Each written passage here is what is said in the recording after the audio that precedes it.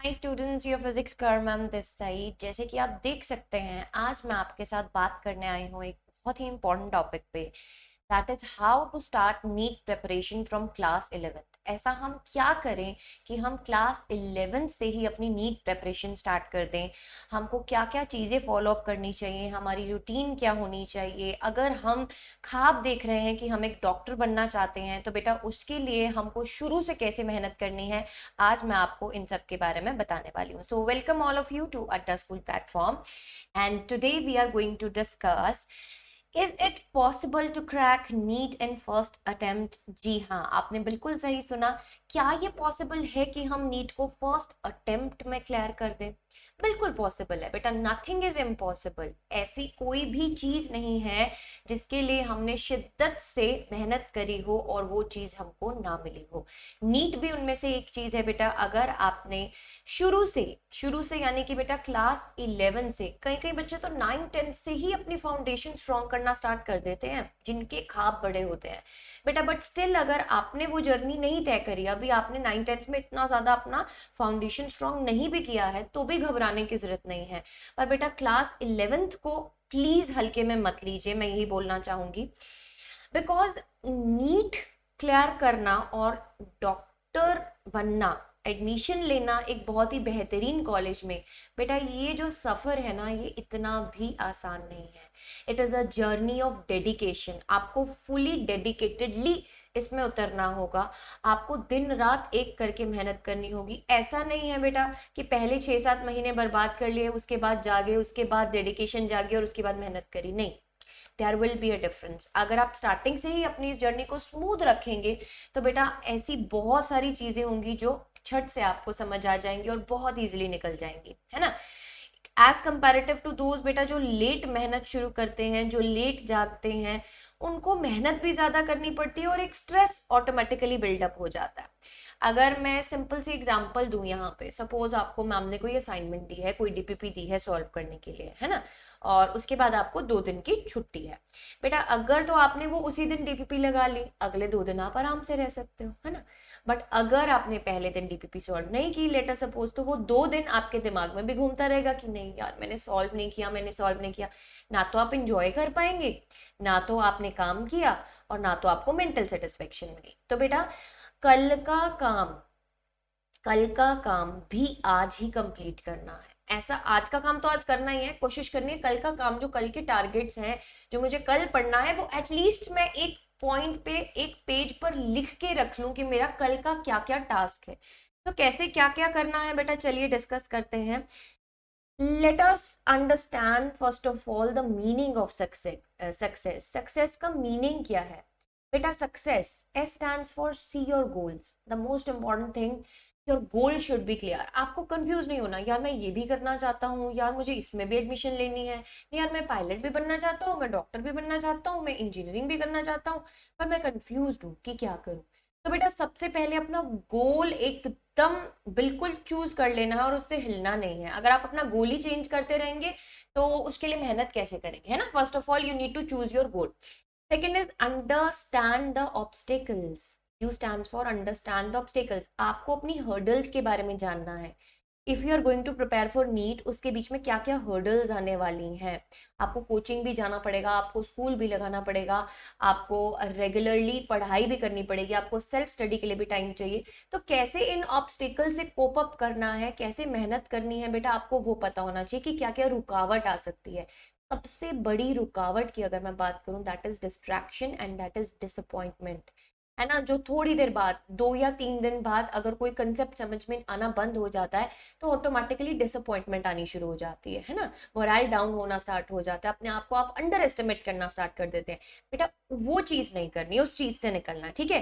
Then is create a positive mental picture. Create a positive mental picture का मतलब क्या है कि आपको हमेशा अपने दिमाग को पॉजिटिव रखना है, कभी भी नेगेटिव नहीं रखना चीजों को लेकर। बेटा अगर आप अपनी कुछ चीजें, जैसे कि कुछ पढ़ाई के रिलेटेड अगर मैं बात करूं, specifically if I talk about physics subject in your NEET preparation, बेटा फिजिक्स के लिए ना आपका जो मेंटल, मतलब मैं बोलूं कि सोच है ना, वो ये है कि फिजिक्स बहुत डिफिकल्ट है। मैं नीट एस्पिरेंट हूं तो मैं बायोलॉजी अच्छे से कर लूंगा तो मेरा नीट क्रैक हो जाएगा। बेटा आपको ये मेंटालिटी बदलनी पड़ेगी, है ना। फर्स्ट ऑफ ऑल अगर आपको भीड़ से अलग दिखना है, अगर आपको एम्स में एडमिशन लेना है, स्पेसिफिकली अगर मैं बोलूं, बेटा बच्चों का ख्वाब होता है नीट की प्रिपरेशन में एम्स में एडमिशन लेना, है ना। अगर आपको एम्स में एडमिशन लेना है तो वो ऐसे ही नहीं मिलेगा, उसके लिए आपको दिन रात मेहनत करनी पड़ेगी, बेटा हाई स्कोर लेना पड़ेगा, है ना। Then clear your mind of self doubt, अपने आप को डाउट करना बंद करो कि मैं प्रिपेयर नहीं कर पाऊंगा, मेरे बस की नहीं है, मैंने ये कोचिंग अच्छी नहीं ले रखी, मैं इस कोचिंग में नहीं गया, बाकी सब वो वाली कोचिंग में गए हैं, मैं नहीं गया तो मैं नंबर नहीं ले पाऊंगा।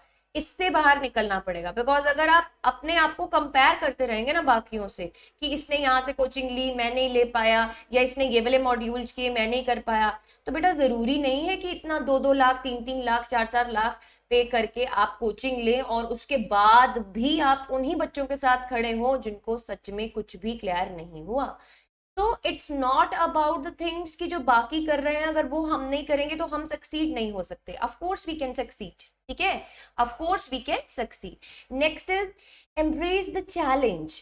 चैलेंज को एक्सेप्ट करो, जो भी आपका चैलेंज है डेली बेसिस पे अपने आप को चैलेंज करो, यार मैंने आज ये वाला कंसेप्ट पढ़ना है अच्छे से, मैंने आज ये वाला टॉपिक कंप्लीट करना है, नहीं तो मैं सोऊंगा नहीं या सोऊंगी नहीं, है ना।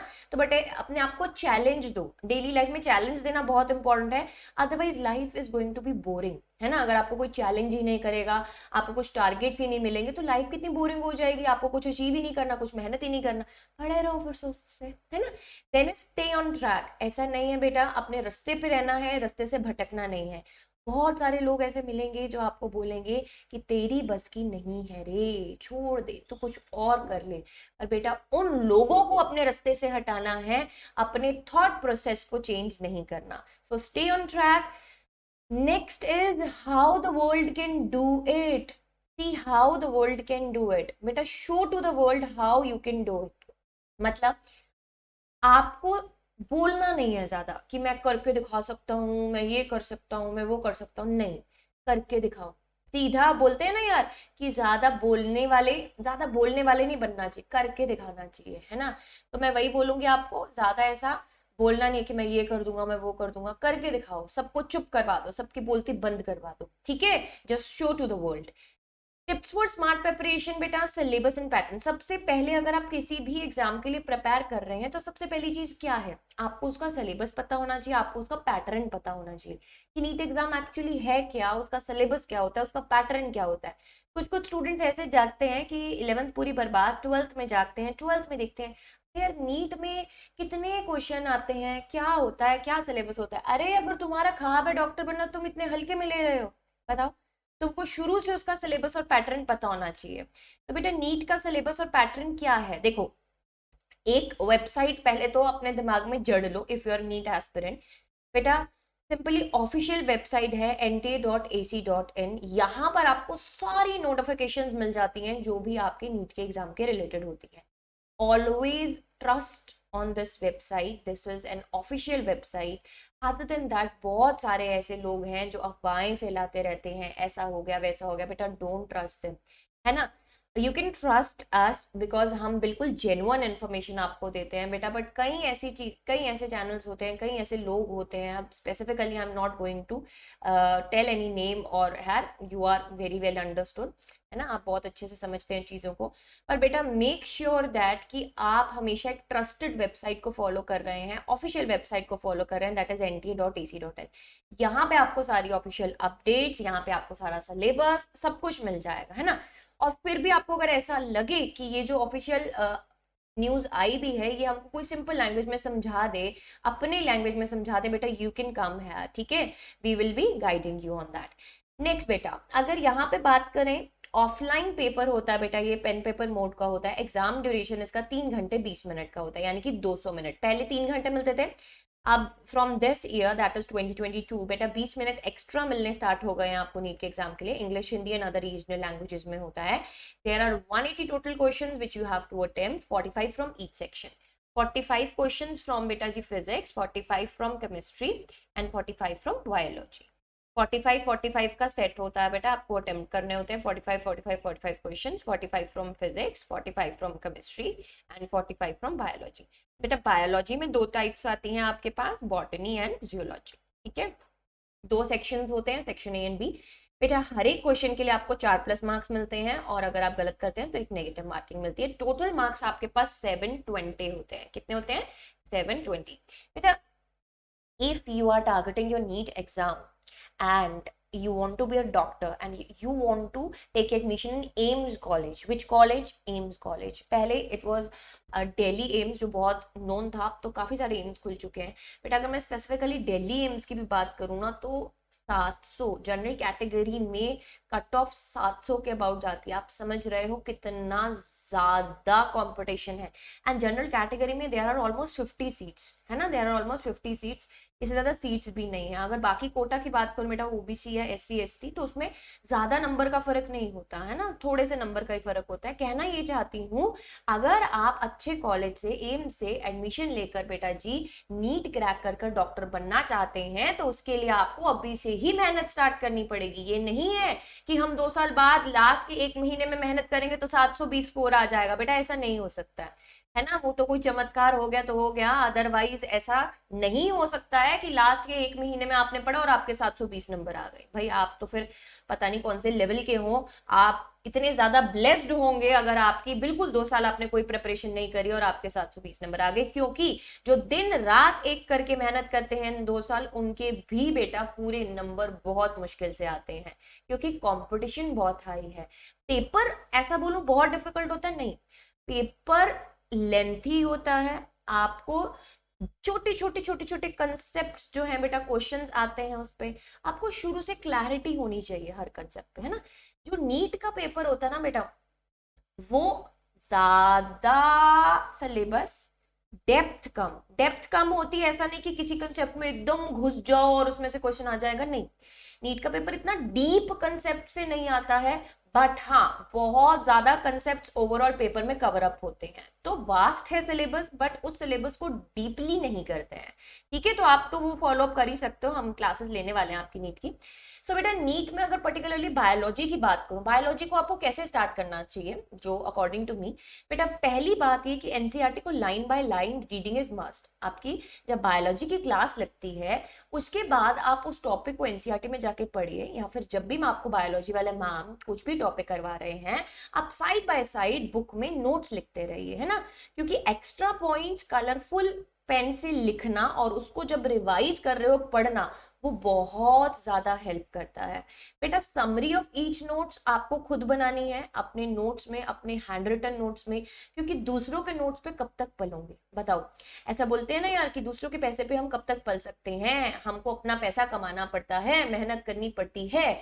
तो बेटा जी इसी तरीके से आप दूसरों के नोट्स पर कब तक जियोगे, आपको खुद मेहनत करनी पड़ेगी, खुद नोट्स बनाने पड़ेंगे, है ना। और अगर आप खुद नोट्स बनाएंगे तो उसका आपको ही फायदा होगा, बिकॉज जो आप लिख रहे हैं बेटा वो आपसे बेहतर कोई नहीं समझ सकता, ठीक है। All diagrams and the descriptions are important for NEET exams, revision is must. ऐसा नहीं है बेटू जी कि आपने 2 दिन कुछ पढ़ लिया उसके बाद आप 2 महीने उसको छेड़ ही नहीं रहे, है ना। बिकॉज जो बायोलॉजी सब्जेक्ट है उसमें रिवीजन इज मस्ट, थोड़े थोड़े टाइम बाद रिवीजन होनी जरूरी है, अदरवाइज आप भूलते चलोगे कंसेप्ट को, ठीक है। तो रिवीजन को अपनी डेली रूटीन का एक पार्ट बना लो, है ना, कि डेली आज लेट अस सपोज कि इस हफ्ते में मैंने इलेक्ट्रोस्टैटिक्स कंप्लीट किया, है ना, 12th का एक चैप्टर बोल रही हूँ। ऐसे ही आप बोलो यूनिट्स एंड डायमेंशंस कंप्लीट किया, आपकी क्लास 11 का एक चैप्टर। तो बेटा यूनिट्स एंड डायमेंशंस को खत्म करके छोड़ नहीं देना है, उसको एक हफ्ते बाद फिर से उठा लेना है, देखना है, रिवाइज करना है, उसके ऊपर क्वेश्चन लगाने हैं, ठीक है। ऐसे बेटा फिजिक्स की अगर मैं बात करूं, प्रैक्टिस मस्ट होती है। फिजिक्स एक रैंक चेंजर सब्जेक्ट है, बिकॉज फिजिक्स सबका स्ट्रॉन्ग नहीं होता। नीट एस्पिरेंट्स के पास बायोलॉजी होती है, मोस्ट ऑफ द स्टूडेंट्स के पास मैथ्स नहीं होता, ऑप्शनल में भी मैथ्स लेते नहीं है, वो भागते हैं मैथ्स से। तो बेटा फिजिक्स एक ऐसा सब्जेक्ट है जिसमें मैथ्स भी यूज होता है। तो बहुत सारे स्टूडेंट्स होते हैं नीट एस्पिरेंट्स जिनका फिजिक्स वीक होता है, और मैं ये बोलूंगी कि जो सबका वीक है, जो सबकी वीकनेस है, अगर तुम उस पे बाजी मार लेते हो तो तुम रैंक पे भी बाजी मार लोगे, रैंक भी तुम्हारा ऊपर चला जाएगा। रैंक चेंजर सब्जेक्ट है क्या, फिजिक्स। बेटा डोंट बी डिमोटिवेटेड। जैसे जैसे आपकी स्टार्टिंग होती है जब हम 10th से 11th में आते हैं सिलेबस बहुत ज्यादा बढ़ जाता है बेटा। उसी में से अगर मैं बात करूं कि फिजिक्स है ना, जितना आपने सारा कंबाइंड साइंस में नहीं पढ़ा उससे भी कहीं गुना ज्यादा सिर्फ फिजिक्स फिजिक्स में आ जाता है। तो घबराना नहीं है, डोंट बी डीमोटिवेटेड, हमेशा मोटिवेटेड रहना है। कुछ अभी समझ में नहीं आ रहा उसके ऊपर मेहनत करो, बार बार बार बार उस चीज को पढ़ो, डाउट्स पूछो, है ना। You can message me on Telegram too, I will surely reply. जब भी मेरे को टाइम मिलता है मैं बहुत सारे बच्चों के डाउट्स क्लियर करती हूँ, चाहे वो दिन हो, चाहे शाम हो, चाहे दोपहर हो, चाहे सुबह हो। बेटा you can text me for physics. उसके बाद आपको एनसीईआरटी लाइव सेशंस, जो लाइव सेशंस चल रहे हैं बेटा आपके क्लास 11th के सक्षम बैच में, if you are not there do enroll in it. बेटा वहां के जो सेशंस चल रहे हैं वो एक एक कंसेप्ट डीप में कराया जा रहा है, फॉलो दैट। एमसीक्यू प्रैक्टिस जरूर से लगाओ, बिकॉज नीट का जो पेपर आने वाला है एमसीक्यू बेस्ड है, राइट। तो बेटा आपको पता होना चाहिए कि इस कंसेप्ट में से किस तरह के एमसीक्यू बन सकते हैं और मैं उसको किस तरह से प्रैक्टिस करके उसके ऊपर रूल कर सकता हूँ या कर सकती हूँ। तो बेटा आपको जितने टाइप के एमसीक्यूज आप लगा सकते हैं एमसीक्यू प्रैक्टिस कीजिए। साथ में बेटा जी अगर केमिस्ट्री की बात करें, केमिस्ट्री में जो फिजिकल केमिस्ट्री रहती है बेटा उसकी अप्रोच सिंपल आपको फिजिक्स जैसी रखनी है। जैसे मैंने आपको फिजिक्स के लिए बताया, सेम अप्रोच आपको फिजिकल केमिस्ट्री के लिए रखनी है। बेटा इनऑर्गेनिक की अप्रोच रखनी है बायोलॉजी जैसे, बिकॉज बायोलॉजी में जैसे अपनी एनसीईआरटी इंपॉर्टेंट है, इनऑर्गेनिक केमिस्ट्री में भी अपन की एनसीईआरटी बहुत इंपॉर्टेंट है। उसको भी आपको लाइन टू लाइन रीड करना है, उसके नोट्स बनाने हैं। लेट सपोज आपके पास बेटा जी यहाँ पे मेरे पास एनसीईआरटी पड़ी है फिजिक्स की, तो मैं आपको दिखाती हूँ। अगर बेटा ये अपने पास एनसीईआरटी बुक है ना, अगर ये एनसीईआरटी बुक है, लेटर सपोज मैंने ये वाला चैप्टर खोला।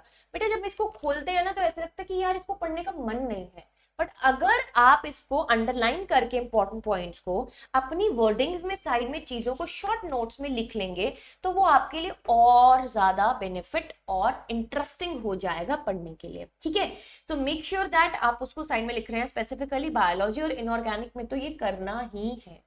ऑर्गेनिक का क्या रूल है, ऑर्गेनिक में क्या होता है बेटा, ऐसा नहीं है कि सीधा का सीधा आप, अगर मैं सपोज करूं सब्जी बनानी है कोई, है ना, सब्जी आपके सामने आ गई है, आपको पता ही नहीं कि उसके अंदर इंग्रेडिएंट क्या डले हैं, बताओ आपको इंग्रेडिएंट ही नहीं पता, और आप मास्टर शेफ में चले गए हो सपोज करो, और मास्टर शेफ में बोलते हैं कि भाई इस सब्जी के ना इंग्रेडिएंट्स बताओ। तो आप क्या बोलोगे, भाई मेरे को सब्जी तो पता है कौन सी है पर मेरे को इंग्रेडिएंट्स नहीं पता इसके क्या है। तो फिर आप उसमें क्वालिफाई हो पाओगे, बिल्कुल भी नहीं हो पाओगे। सेम कहानी अपनी ऑर्गेनिक के साथ चलती है। बेटा ऑर्गेनिक लिंक्ड है, क्या है, लिंक्ड है। अगर आप फर्स्ट ब्लॉक को नहीं समझते हैं तो बेटा आप सेकंड ब्लॉक को रट्टा मारेंगे बट समझ नहीं पाएंगे। सिमिलरली अगर सेकंड को भी नहीं समझे थर्ड को पढ़ेंगे, थर्ड को रट्टा मार लेंगे रिएक्शन को, पर बेटा फर्स्ट और सेकंड उसमें से गायब हो जाएगा। तो मेक श्योर आप इसको बेसिक से स्टार्ट करें और स्टेप बाय स्टेप बढ़े आगे, ठीक है। जैसे आप स्टेप बाय स्टेप बढ़ते चलेंगे आपकी कहानी और क्लियर होती चलेगी और आपको भी ऑर्गेनिक केमिस्ट्री अच्छी लगने लगेगी, ठीक है। बेटा रैंक चेंजर जैसे कि फिजिक्स है वैसे ही ऑर्गेनिक केमिस्ट्री है, सबकी ऑर्गेनिक केमिस्ट्री बेटा स्ट्रांग नहीं होती है ना। अगर आपने फिजिक्स और ऑर्गेनिक केमिस्ट्री पे शुरू से लगाम कस ली है बेटा तो आप रैंक लेकर जाएंगे ही जाएंगे, और वो भी बहुत तगड़ा रैंक लेकर जाएंगे, ठीक है। बेटा how and where to make notes, notes कैसे बनाने हैं, 3 टाइप के नोट्स होते हैं, एक होते हैं लर्निंग चैप्टर, एक होते हैं कंसेप्ट बेस्ड, एक होते हैं ट्रिकी चैप्टर्स। बेटा लर्निंग चैप्टर्स कुछ कुछ ऐसे चैप्टर्स होते हैं जिनमें कंसेप्ट्स जो है ऐसे याद करने पड़ते हैं, उनके पीछे कोई लॉजिक नहीं होता, कुछ लॉज होते हैं जो याद करने पड़ते हैं। फिर दूसरे होते हैं concept based note, concept based notes भी बेटा इसमें क्या होता है कि सपोज मैंने आपको कुछ टॉपिक पढ़ाया, ठीक है, मैंने आपको कोई टॉपिक पढ़ाया, बेटा आप उसको अपनी लैंग्वेज में लिखो कि मैम ने आपको कंसेप्ट कैसे समझाया है उस तरीके से लिखो। ट्रिकी चैप्टर नोट्स कौन से होते हैं, जिसमें डेरिवेशंस आ जाती हैं आपकी, जिसमें बहुत ज्यादा डिटेल्स आ जाते हैं, जिसका आगे पीछे का कोई सिर पैर नहीं है, बस इक्वेशन दे रखी है, कुछ वैसे वाले चैप्टर्स। तो 3 टाइप के चैप्टर्स होते हैं बेटा, headings, diagram and formula, explanation in your word, keyword of notes, कैसे नोट्स बनाने हैं बेटा, सिंपल आपको किसी भी टॉपिक की हेडिंग डालनी है, उसके रिलेटेड जो भी डायग्राम है एंड फॉर्मूला है उसको बोल्ड करके, डायग्राम को तो एम्फोसाइज करके बड़ा बड़ा बनाना है, ताकि जब आप अपने नोट्स को रिवाइज कर रहे हैं तो बेटा फट से डायग्राम आपके सामने जब आए और आपको ऐसे 30 सेकेंड्स लगे सिर्फ उसको रिवाइज करने में, ठीक है। Explanation in your words is very important. कुछ कुछ बच्चे क्या करते हैं, जैसे मैम बोल रहे हैं ना डिट्टो के डिट्टो, जैसे मैम ने लिखा है ना अपने नोट्स में डिट्टो का डिट्टो, वैसे टेपने बैठते हैं। बेटा ये टेपी हुई चीज ज्यादा देर तक याद नहीं रहती, अगर आपने किसी कंसेप्ट को समझा है, उसको आप अपने वर्ड्स में लिख सकते हो, always prefer to write it in your own word, है ना। अगर आपको उसमें से चेक करवाना है कि आपने अपने वर्ड्स में ठीक लिखा है नहीं लिखा, मैसेज मी, टेक्स्ट मी, ठीक है, I will be checking it. Sure, ये नहीं बोलती कि इंस्टेंटली चेक करूंगी, बट या I will be going through it, चाहे एक दिन बाद जाऊं, 2 दिन बाद जाऊं, जैसे टाइम मिलेगा I will be going through the messages. मैं धीरे धीरे करके डेली के 100-200 मैसेजेस देखती हूँ। तो बेटा explanation in your words is really important. आप किसी के बनाए हुए नोट्स पे बहुत देर तक नहीं चल सकते, मैं बार बार ये चीज बोल रही हूँ। अपने हाथ के जो बनाए हुए नोट्स हैं वो सबसे इंपॉर्टेंट और सबसे बेनिफिशियल साबित होते हैं। कलरफुल नोट्स बनाओ ऐसे से। आपको लगता है कि कुछ कुछ ऐसे कंसेप्ट हैं, जैसे कि अगर मैं बोलूं डायमेंशनल फॉर्मूला, है ना, डायमेंशनल फॉर्मूला मैंने आपको सेक्शन बैच में एक शीट प्रोवाइड करी थी, it was having 93 formulas in that, है ना। अब मैंने आपको क्या बोला था, बेटू आपको सारे एक बारी में नहीं रट लेने हैं या सारे एक बारी में नहीं याद कर लेने। मैंने आई टोल्ड यू कि आपको फॉर्मूला अप्रोच याद करनी है, ठीक है। यानी कि यूनिट्स एंड डायमेंशंस की बात करें बेटा, उसमें जो डायमेंशंस थी, मैंने आपको क्या बोला था कि जितनी भी फिजिकल क्वांटिटीज हैं, जितनी भी फिजिकल क्वांटिटीज हैं बेटा, उनके 1 to 10 करके फॉर्मूलाज याद करने हैं। जैसे ही आपको फॉर्मूलाज याद होंगे, डायमेंशन आप ऑटोमेटिकली फाइंड करोगे। अब उसको भी आप बोरिंग तरीके से थोड़ी लिखोगे, फिर तो याद ही नहीं होंगे। इंटरेस्टिंग वे में लिखो, जहां पे आप पढ़ते हो अपने स्टडी टेबल के सामने वाली जो दीवार है बेटा, उस पे आप बड़ा बड़ा चार्ट लगा कर वहां पे लगा सकते हो। वो चीजें जैसे कि ट्रिग्नोमेट्रिक फॉर्मूलाज हो गए, लॉग के फॉर्मूलाज हो गए, डिफरेंशिएशन इंटीग्रेशन के फॉर्मूलाज हो गए, जो यूज होने हैं, और वो बेटा डायरेक्टली यूज होने हैं। ऐसा नहीं है कि वो एक दिन में याद हो जाएंगे, बार बार बार बार उन चीजों को पढ़ना पड़ेगा तभी याद होंगे, ठीक है। So for that you can go for this colourful चीजें। बेटा कलर्स हमेशा हमारे दिमाग पर अलग इम्पैक्ट डालते हैं। Colours, first thing is colours and second thing is this bubble. हम अगर किसी भी चीज को बेटा बबल में बंद करते हैं ना, तो वो एक दिमाग पे अलग इम्पैक्ट डालता है कि इसको बबल में बंद किया था, ये कुछ अलग सा था। हमारा दिमाग उसको रिकॉल करने की कोशिश करता है। तो make sure you form colourful notes, colourful short notes which can help you in your preparation.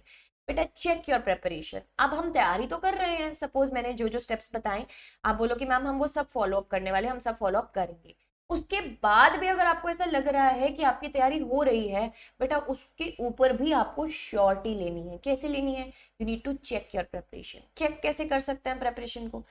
सबसे पहले आपको लगाना है चैप्टर वाइज टेस्ट। बेटा जैसे जैसे आपके चैप्टर्स कंप्लीट होते जाएंगे, आपको पर चैप्टर टेस्ट देते रहना है। पहला, लेटर सपोज आपका यूनिट्स एंड मेजरमेंट्स कंप्लीट हो गया, उसका टेस्ट दे डालो।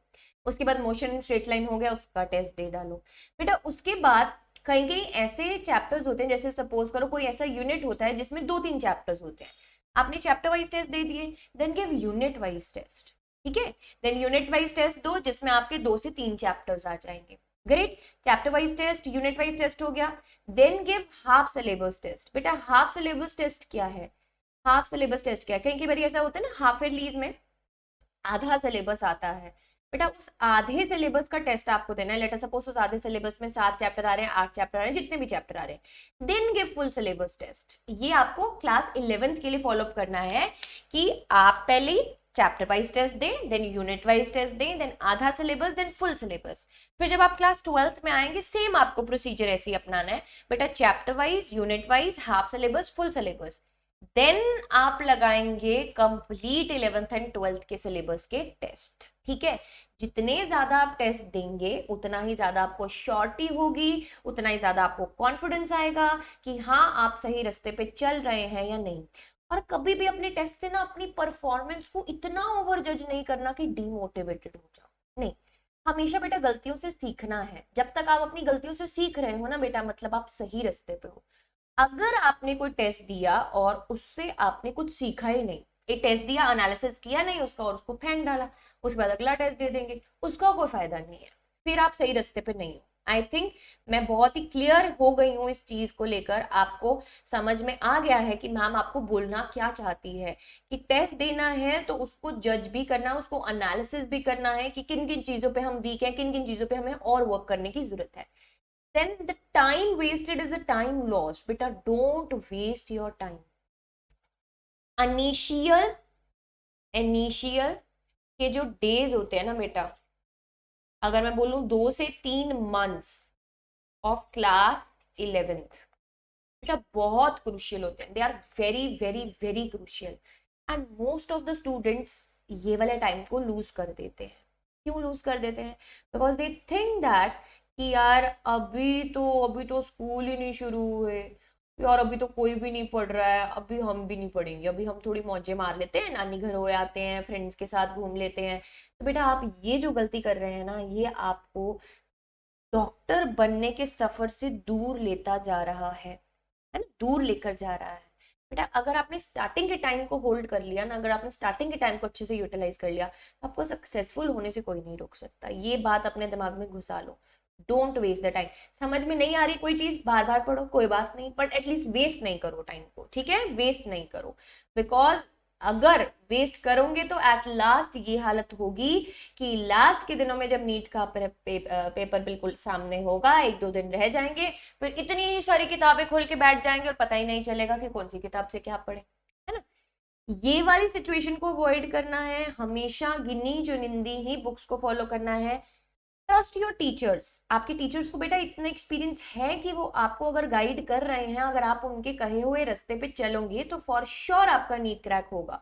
Trust your teachers, trust your preparation. Don't trust unnecessarily people जो ऐसा बोलते रहते हैं, जो तुम्हारे दिमाग में डालते रहते हैं कि तेरी बस की नहीं है। उनको बोलो कि भाई मैं तुमको करके दिखाऊंगा, अभी मैं ज्यादा बोलने में बिलीव नहीं रखता, है ना? Hashtag PK army will surely rock. ठीक है बेटू जी। एंड लेस, अभी देखो, स्ट्रेस को ना मैनेज करना आना चाहिए। ऐसा नहीं है कि जो नीट एस्पिरेंट्स होते हैं उनकी जिंदगी में बेटा स्ट्रेस नहीं होता, बहुत स्ट्रेस होता है। स्ट्रेस हर किसी की जिंदगी में है, मेरी जिंदगी में भी है, मेरे पेरेंट्स की जिंदगी में भी होगा, टीचर्स की जिंदगी में भी होगा, कोलीग्स की जिंदगी में भी होगा, सबकी जिंदगी में स्ट्रेस होता है। ऐसा कोई इंसान नहीं, वो बेटा वो झूठ है ना, जो बोलते हैं कि हमको कोई स्ट्रेस नहीं है, हम तो एकदम मस्त है। सबकी जिंदगी में अंदर ना अंदर सबको पता है कि स्ट्रेस है ना? और जब हम 10th से 11th में आते हैं और जो घमासान सिलेबस हमारे सामने आता है, उसको देखकर तो अपनी जिंदगी का स्ट्रेस पता नहीं एक्सपोनेंशियली इंक्रीज हो जाता है। एकदम ग्राफ ऐसा इंक्रीज होता है ना कि समझ नहीं आता कहाँ छुपे जाके, हमने कोई गलती तो नहीं कर ली साइंस लेके। बेटा उसके लिए आपको क्या करना है, स्ट्रेस को मैनेज करने के लिए आपको क्या करना है, make sure if you are NEET aspirant, तो बेटा जरूरी नहीं है कि आपको 24 घंटे पढ़ना है। स्टार्टिंग के डेज में it is compulsory to take at least 8 hours sleeps. Sleep habits good होनी चाहिए।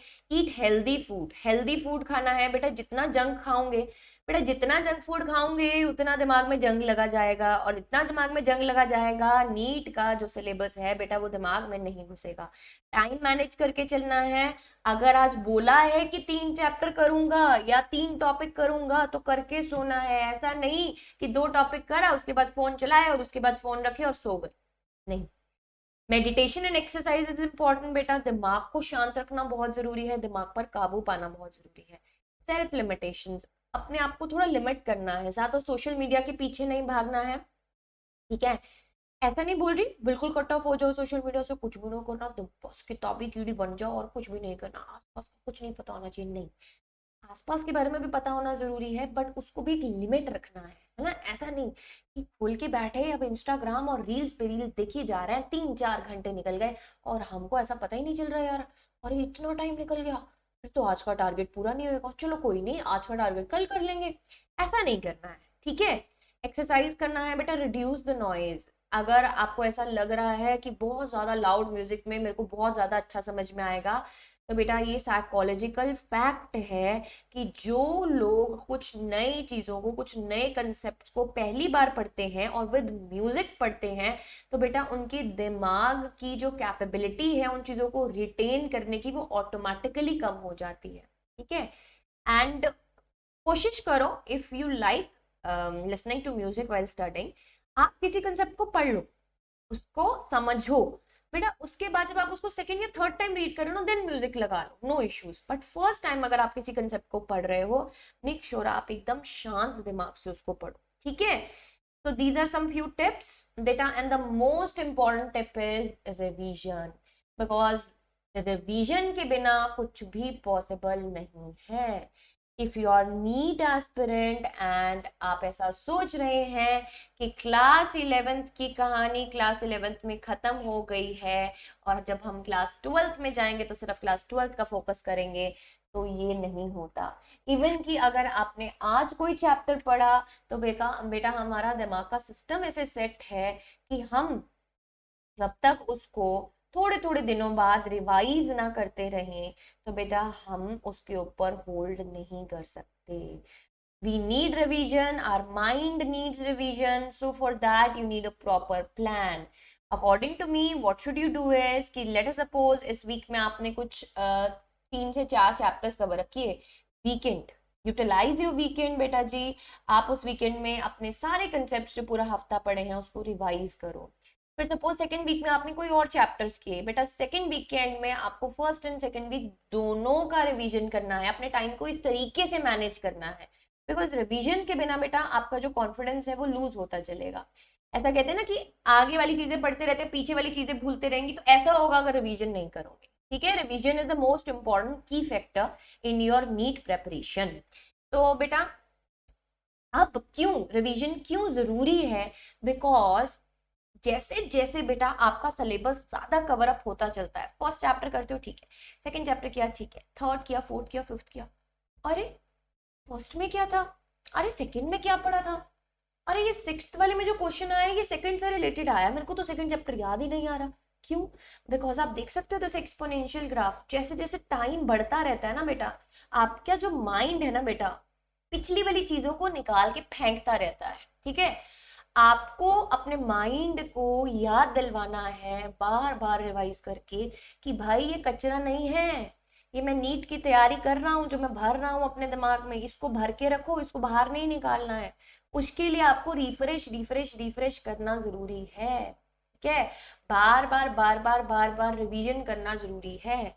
रिवीजन नहीं करोगे तो प्रॉब्लम में फंसोगे। ठीक है, so promise me, I need a promise, #PKArmy, that ma'am we are going to revise all the concept, चाहे वो मैथ्स हो, चाहे वो ऑप्शनल में मैथ्स हो बेटा जी, चाहे वो केमिस्ट्री हो, चाहे वो फिजिक्स हो, चाहे वो बायोलॉजी हो। नीट एस्पिरेंट्स के लिए बेटा 4 सब्जेक्ट्स मेन होते हैं आपके पास, फिजिक्स, केमिस्ट्री, बायोलॉजी में जियोलॉजी और बॉटनी। ठीक है, तो बेटा आपको इनकी प्रिपरेशन, इनकी रिवीजन, इनकी तैयारी इस ढंग से करनी है कि आप बाकी लोगों से अलग स्टैंड होकर एक रैंक होल्डर बने और प्राउडली मैं भी बोल सकूं यार #PKArmy का स्टूडेंट एम्स कॉलेज में एडमिशन लेकर गया है। ठीक है, सो कीप प्रिपेयरिंग एंड बेटा इसी प्रेपरेशन की जर्नी में अगर आप समझते हैं that physics Kaur ma'am can guide you better on this and आप रियलिटी, बिल्कुल रियलिटी चेक चीजों के साथ बेटा पढ़ना चाहते हैं क्लासरूम में एक अपनेपन के माहौल में, तो बेटा you can join Saksham batch if not done yet, because Saksham batch में we are going to cover a lot of concepts in detail जो आपको जेईई और नीट में भी हेल्प करने वाले हैं। तो बेटा ये जो सफर है आप मेरे साथ तय कर सकते हैं, डॉक्टर बनने का सफर, #PKArmy में जुड़ने का सफर, बेटा आप मेरे अंदर एनरोल कीजिए। You can join me by using simply the code as बेटा S549। This will cost you only and only 2000 in which you can be under my guidance for entire 1 year। 1 साल पूरा मैं आपको गाइड करने वाली हूँ बेटा, और ये जो साल होता है ये बहुत ही क्रूशियल होता है। ये क्लास 11th का जो साल है ना बेटा बहुत क्रूशियल है, बिकॉज यार उसके बाद क्या करने वाले हो ना, अगर तुमने क्लास 11 बर्बाद करी, 12वीं में जाकर तुम सबसे पहले ये वीडियो देखने वाले हो, तुम्हारी क्लास 11 बर्बाद हो गई, तुम्हारी क्लास 11 रुइन हो गई, तो बेटा क्यों देखनी है ऐसी वीडियोस, जब हमारे पास टाइम है, जब हमारे हाथ में चीजें हैं, तो उसको क्यों बहने दे रहे हो, उसको कंट्रोल करो ना। ठीक है, उसको कंट्रोल करो। So see you all in the classes बेटू जी, ऐसे ही टॉक सेशंस के साथ मैम मिलती रहेगी आपको और आपको गाइड करती रहेगी। You can join my #PKArmy, बेटा डिस्क्रिप्शन बॉक्स में इस कोर्स का लिंक भी है, अगर आपने अभी तक नहीं परचेज किया है गो एंड शूश अटैक से परचेज कर लीजिए। Don't forget to use the code as S549 if you want physics Kaur ma'am's personal assistant. Bye bye बेटा, all of you take care.